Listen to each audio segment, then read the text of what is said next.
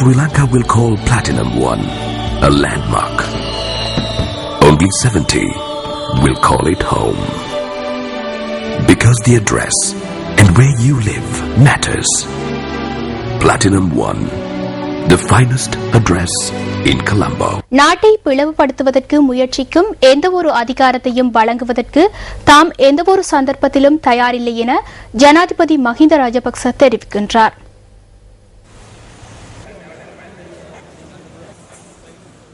தென்மாகாண சபை கட்டடம் மக்கள் பயன்பாட்டிற்காக இன்று முற்பகல் ஜனாதிபதியால் கையளிக்கப்பட்டது.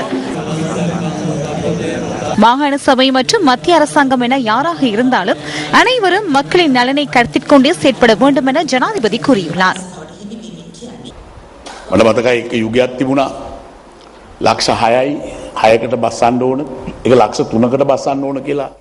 யுகம் ஒன்று இருந்தது எனக்கு ஞாபகம் உள்ளது.